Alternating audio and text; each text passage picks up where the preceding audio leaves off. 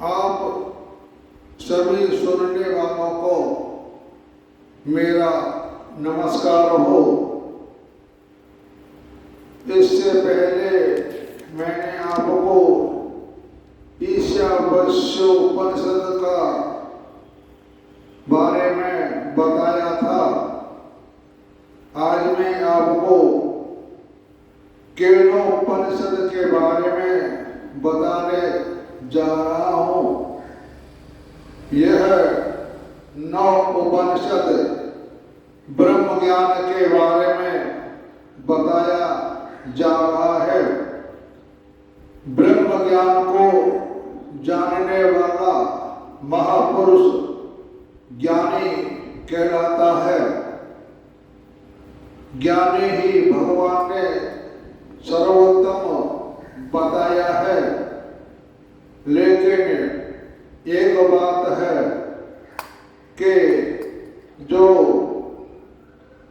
महान पुरुष ज्ञानी होते हैं, ये एक तलवार की धार के समान है। थोड़ी सी गलती हो जाए, उसकी अधोगति हो जाती है। ज्ञानी पुरुष को बड़ा सोच समझकर पग पग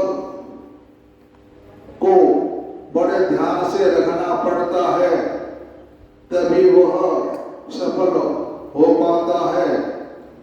ज्ञानियों में श्री सुखदेव जी और नारद जी का नाम आता है।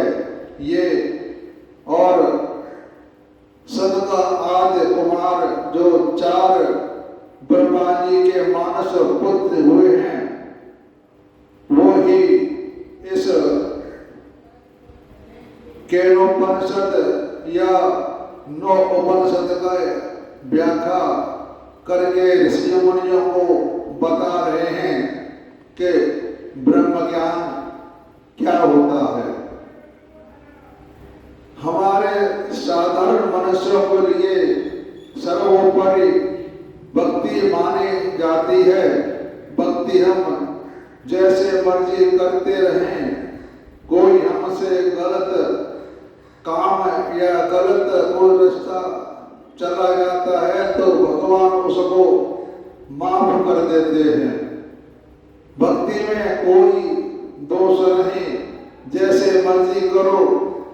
कीर्तन करके, गाना बाजा बजा करके या बैठ के योग अभ्यास करें, कैसे भी करें, इसमें हर बात की छूट होती है। लेकिन ज्ञानियों के लिए कोई छूट नहीं होती। तो अब आपको केनोपनिषद के बारे में बताने जा रहा हूँ। भाइयों, इसको आप बड़े ध्यान से सुनना, आपका जीवन का कल्याण हो जाएगा। ओम आप्यायन्तु मम कान्ये वाक्ये पुनश्चक्षुः श्रोत्रमतो बलमिन्द्रियाणि च सर्वाणि सर्वं ब्रह्मोपनिषदं माहं ब्रह्म निराकुर्यात् मामा ब्रह्म निराकरोत् अनिराकरणमस्तु निराकरणं मे अस्तु तदात्मने निरतेय उपनिषत्सु धर्मास्ते मय सन्तु मे मय सन्तु। ओम शान्तिः शान्तिः शान्तिः।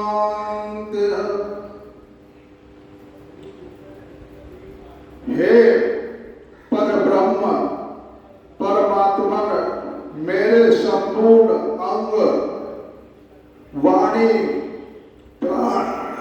प्राण, नेत्र, कान और सब इंद्रियां तथा शक्ति परिपुष्ट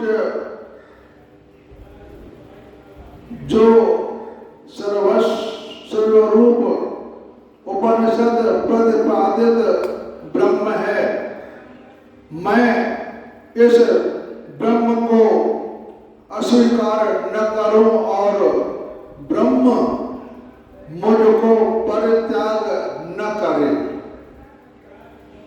उसके साथ मेरा अटूट संबंध हो, मेरे साथ उसका अटूट संबंध हो।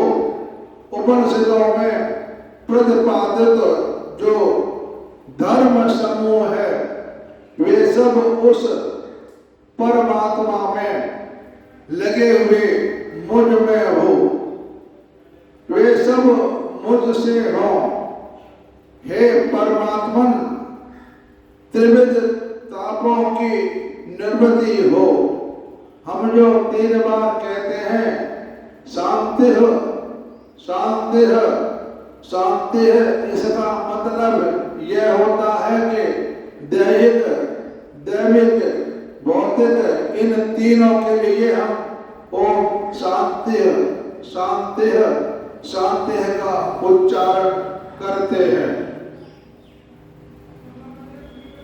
तो शिष्य गुरुदेव से पूछता है कि किसके द्वारा सत्ता स्फूर्ति पाकर प्रेरित होकर मन अपने विषयों में उन तक पहुंचता है जिसके द्वारा नियुक्त होकर अन्य सबसे श्रेष्ठ प्राण चलता है। किसके द्वारा क्रियाशील की हुई इस वाणी को लोग बोलते हैं। कौन प्रसिद्ध देव नेत्र इंद्रिय और कर्णेंद्रियों को नियुक्त करता है, यानी कानों को अपने अपने विषयों के अनुभव में लगता है। हर इंद्रिय अपने अपने काम करती है। कान सुनने का काम करते हैं, आंख देखने का काम करता है, नाक सूंघने का काम करता है, मुंह से हम बोलते हैं। इस तरह इंद्रियों के अपने अपने कार्य करते रहते हैं। इसके उत्तर में गुरुजी कहते हैं कि जो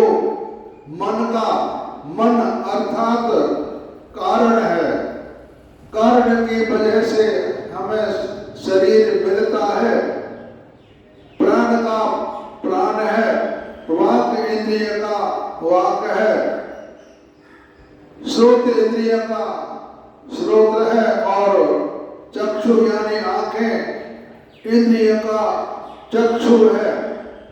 वही इन सब का प्रेरक परमात्मा है। ज्ञानी जन उसे जानकर जीवन मुक्त होकर इस लोक से जाने के बाद यानी मृत्यु के अनंतर अमर जन्म मृत्यु से रहित हो जाते हैं। ज्ञानी पुरुष जो होते हैं वो जन्म मुक्त को छोड़ जाते हैं और वो ब्रह्म में लीन हो जाते हैं। वह मन प्राण और इंद्रियों का प्रेरक ब्रह्म ऐसा है। इन सब का स्पष्ट न कहकर संकेत से ही क्यों समझाया, इस जिज्ञासा पर पुनः गुरु कहते हैं कि वहां उस ब्रह्म तक न तो आंखें इंद्रिय आदि सब ज्ञानेंद्रियां पहुंच सकती हैं और न वाक इंद्रिय आदि कर्मेंद्रियां पहुंच सकती है और न मन अंतःकरण ही जिस प्रकार इस ब्रह्म के स्वरूप को कि वह ऐसा है, इस बात को न तो हम स्वयं अपनी बुद्धि से जानते हैं और न दूसरों से सुनकर ही जानते हैं, क्योंकि वह ऐसा है कि इस बात को हम स्वयं अपनी बुद्धि से जानते हैं और न दूसरों से सुनकर ही जानते हैं, क्योंकि वह जाने हुए जानने में आने वाले पदार्थ समुदाय से एक भिन्न ही है और मन इंद्रियों द्वारा भिन्न ही है और मन इंद्रियों द्वारा न जाते हुए और जानने में न आने वाले से ऊपर है। यह अपने पूर्वाचार्यों के मुख से यानी गुरु के मुख से सुनते आए हैं, जिन्होंने हमें उस ब्रह्म का तत्व भली भांति व्याख्या करके समझाया था। अब उसी ब्रह्म को प्रश्नों के अनुसार पुनः 5 मंत्रों में गुरु जी समझाते हैं, जो वाणी के द्वारा नहीं बतलाया गया है, बल्कि जिससे वाणी बोली जाती है यानी मुख से या जिह्वा से, अर्थात जिसकी शांति से वक्ता बोलने में समर्थ होता है, उसको ही तू ब्रह्म जान। वाणी के द्वारा बताने में आने वाले जिस तत्व की उपासना करते हैं, यह ब्रह्म नहीं है। यानी हम ब्रह्म को वाणी के द्वारा या कोई बता रहा है उससे हम समझ नहीं पाएंगे। इसके लिए हम खुद अपने शरीर से मेहनत करनी पड़ती है। जिसको मन जाना हुआ हो जाता है, ऐसा कहते हैं, उसको ही तू ब्रह्म जान।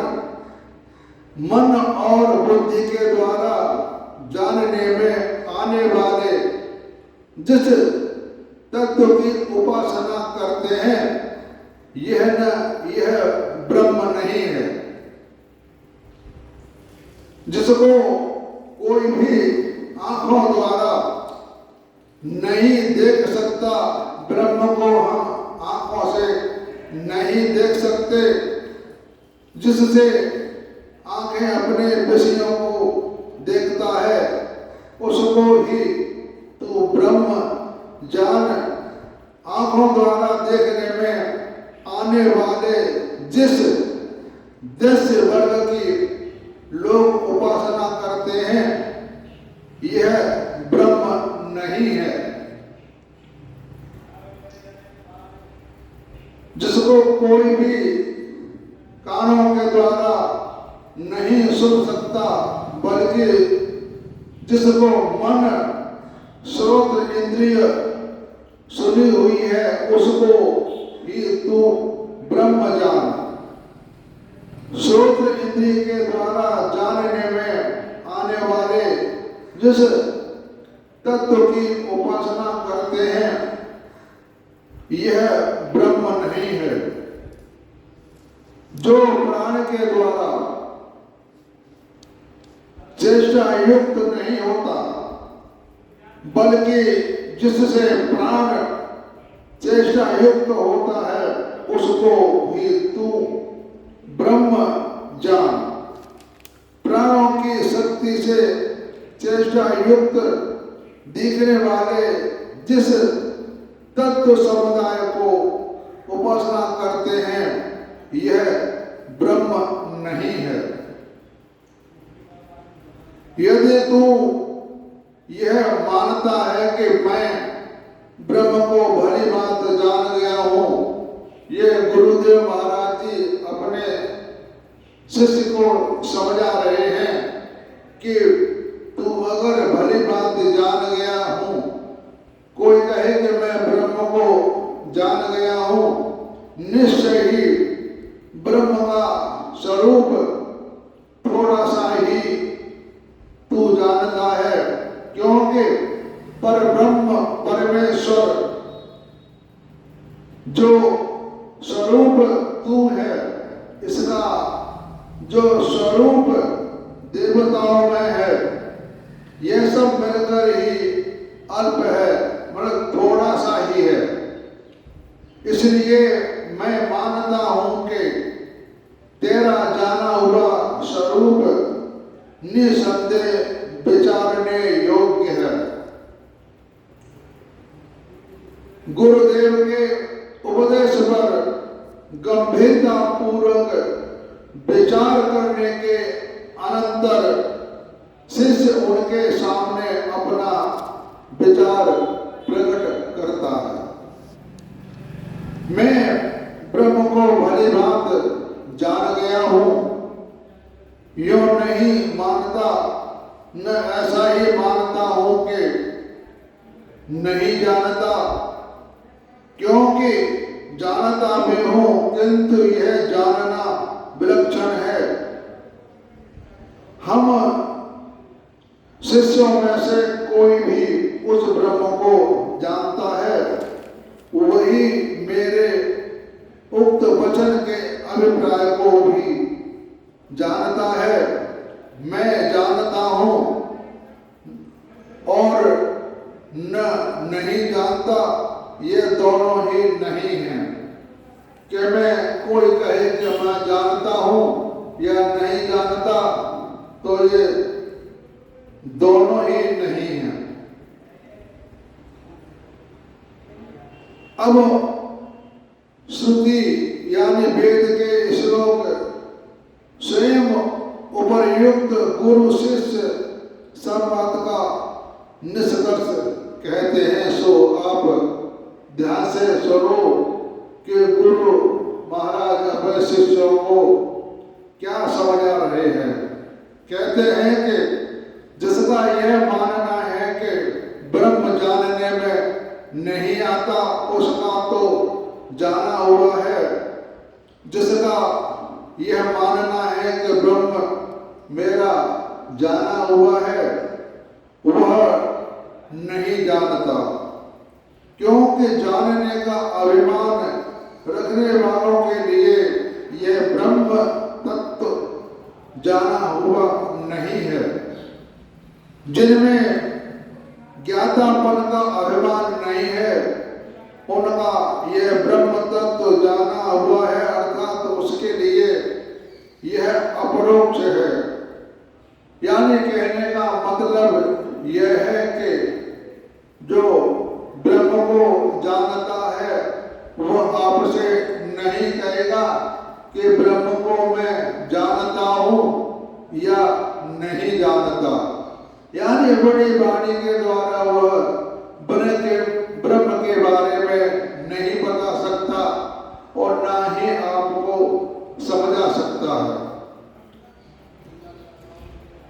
उपर्युक्त संकेत से उत्पन्न ज्ञान ही वास्तविक ज्ञान है, क्योंकि अमृत स्वरूप परमात्मा को मनुष्य प्राप्त करता है।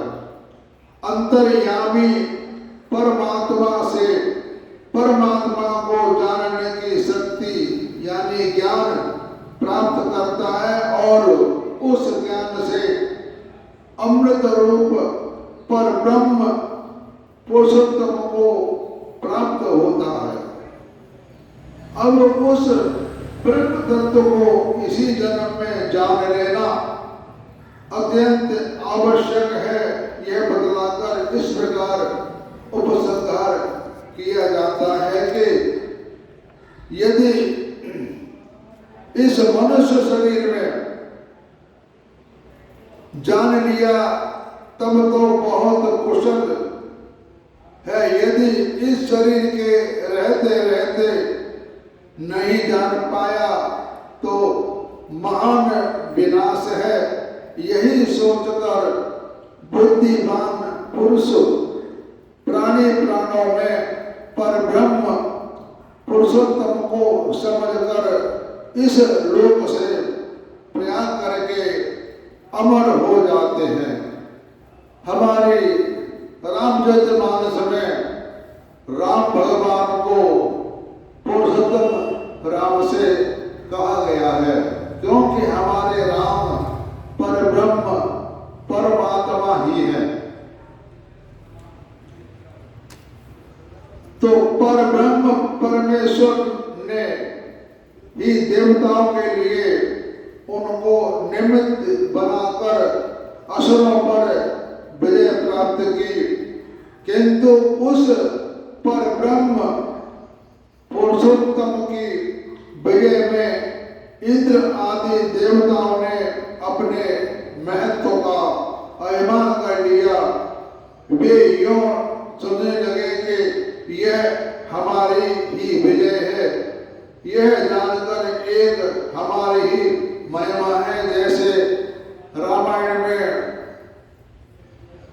गरुड़ ने यह मन में अहंकार किया था कि इन परब्रह्म को नागवास से मैंने ही मुक्ति दिलाई थी। यही आकर के आदमी फैल हो जाता है, यानी वह भगवान की माया के अंतर्गत चला जाता है। जिसने थोड़ा सा भी मैं का अहंकार किया, मानो वह उसका पतन हो गया। इसी पतन के लिए गरुड़ जी ने फिर कागभूषण लेके जाकर के राम कथा सुनी थी, उससे उसका कल्याण हुआ। जो मैं कह रहा हूं यही राम कथा है।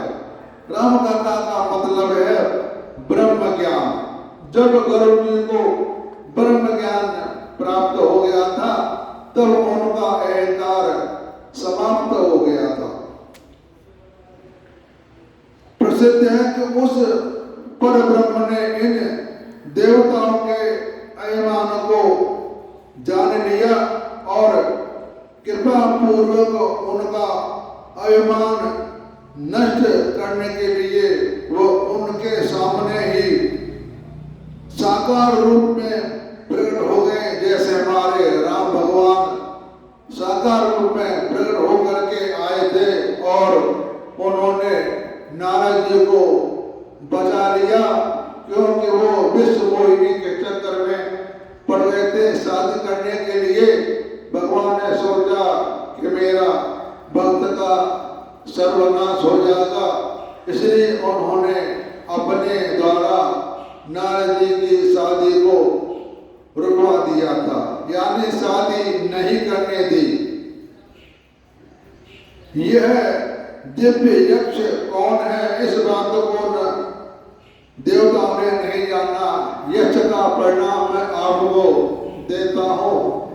महाभारत में जब 5 पांडव जंगल में गए थे, उनको एक बहुत बड़ा यक्ष के दर्शन हुए थे, तो वह पानी लेने गए थे। उस यक्ष ने कहा कि मेरी बात का जवाब दे दो, तब आप यहाँ से पानी को ले जाओगे।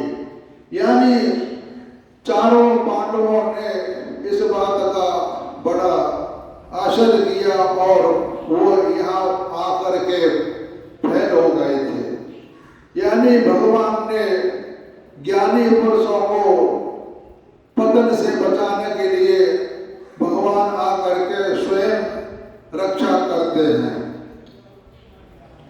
इन इंद्र आदि देवताओं ने अग्निदेव से इस प्रकार कहा कि हे जात वेदा, आप जानकर इस बात को जानिए, इसका भली बात पता लगाइए कि यह दिव्य यक्ष कौन है। और तो यहाँ पर अब यक्ष की बात आ रही है। अग्निदेव, वायुदेव और इंद्र आदि देवता लोग यक्ष के पास गए थे। अब आप ये बात ध्यान से सुनना। उसके समीप सबसे पहले 3 देवता थे, इंद्र, अग्नि और वायु देवता। तो सबसे पहले इंद्र भगवान ने अग्निदेव के उनके पास भेजा और दौड़कर गया उस अग्निदेव से। उस दिव्य यक्ष ने पूछा कि तुम कौन हो? अग्नि ने कहा कि मैं प्रसिद्ध अग्निदेव हूँ। अग्निदेव ने कहा कि मैं प्रसिद्ध अग्निदेव हूँ, तो मैं ही जात वेदांत के नाम से प्रसिद्ध हूँ।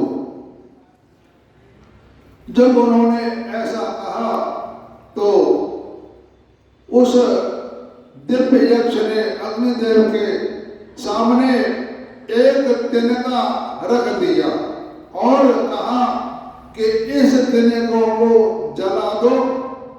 वह अग्नि पूर्ण शक्ति लगा करके उस तिनके पर टूट पड़ा। उसको जलाने में किसी प्रकार समर्थ नहीं हुआ। तब लज्जित होकर के लौट गया और देवताओं से बोला, यह जानने में मैं समर्थ नहीं हो सका कि यह दिव्य यक्ष कौन है। इसके बाद इंद्र भगवान ने वायु देवता को से कहा कि हे वायुदेव, जाकर के इस बात को आप जानिए, इसका भली बात पता लगाइए कि ये यक्ष कौन है। वही सवाल फिर यक्ष ने किया कि बोलो, तुम्हारे अंदर क्या ताकत है, बताइए। उन्होंने कहा, मैं वायु पुत्र हूँ, मैं हर चीज को उड़ा करके एकदम उसको उड़ा सकता हूँ। तब वहां पर बात आ गई कि मैं जहां जिसको मैं आ गई, मान लो उसका पतन हो गया, उसको अहंकार आ गया। तो प्रसिद्ध वायुदेव ने, वासुदेव हूँ, मैं ही मादेश्वर के नाम से प्रसिद्ध हूँ। तो इसके तो उक्त नाम वाले तुम वायु में क्या सामर्थ्य है? तो यह बात वायु ने उत्तर दिया कि मैं चाहूं तो पृथ्वी में ये जो कुछ भी है इन सब को उठा लूं और आकाश में उड़ा सकता हूं। तब उस दिव्य यक्ष ने उस वायुदेव के सामने एक तिनका रख दिया और कहा कि इस तिनकों को उठा लो, उड़ा दो।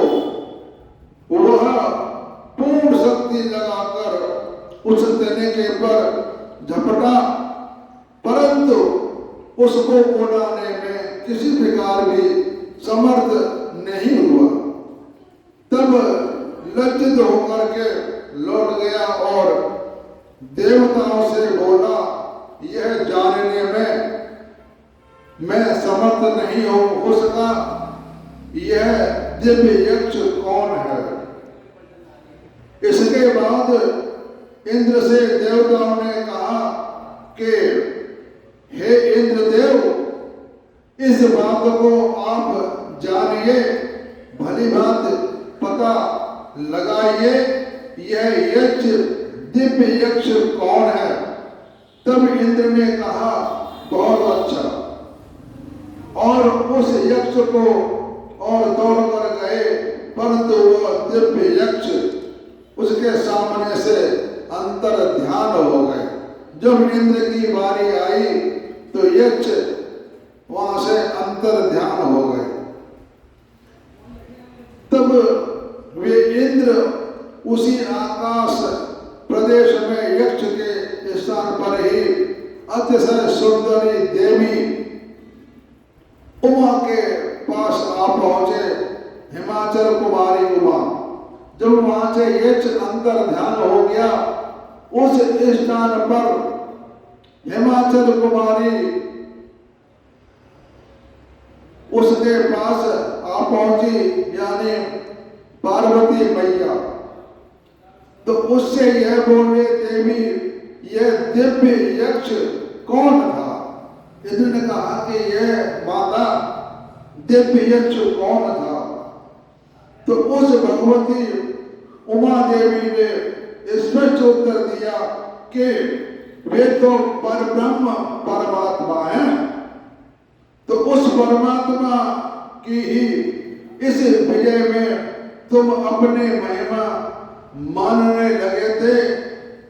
उमा के इस बात को कथा से ही इंद्र ने समझ लिया यह ब्रह्म है।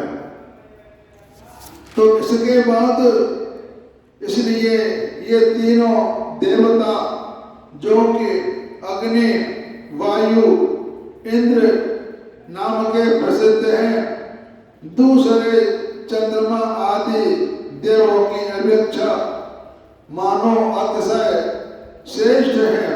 उन्होंने ही इस अत्यंत प्रिय और समीपस्थ परमेश्वर को स्पर्श किया है। उन्होंने ही इनको सबसे पहले जाना कि यह साक्षात परब्रह्म परमेश्वर है।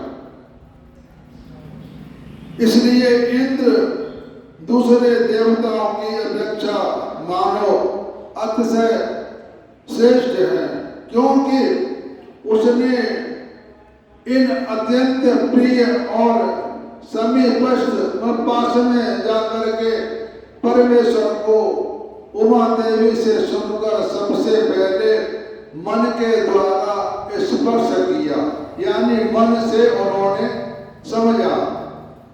उसी ने अन्य देवताओं से पहले भली भांति जाना कि यह साक्षात परब्रह्म पुरुषोत्तम है।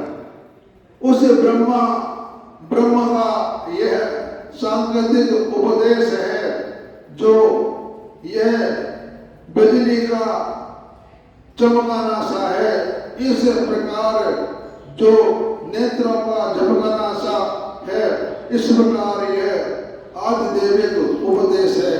अब आपको मैं भाइयों बात बताता हूँ कि ब्रह्म आप सबने भी देखा है, लेकिन आपने उसको पहचाना नहीं। जैसे जब बरसात, घनघोर बरसात होती है और बड़ी जोर से बिजली चमकती है और बिजली बड़ी जोर की आवाज करती हुई जमीन पर करके ऊपर चली जाती है, यह है ब्रह्म। जो बरसात में बिजली चमक करके गिरती है और अचानक ही गायब हो जाती है, यह है ब्रह्म। इसको कहते हैं ब्रह्म। तो आप सबने ब्रह्म को देखा तो है, लेकिन आपको पहचान नहीं यह कौन है। यह है ब्रह्म। अब आध्यात्मिक उदाहरण दिया जाता है कि मन इस ब्रह्म के समीप है। अब कहने का मतलब यह है कि ब्रह्म के समीप मन होता है। कोई इंद्रियां काम नहीं करती, यहाँ पर मन ही काम करता है। मन के द्वारा ही ब्रह्म के पास पहुंच सकते हैं।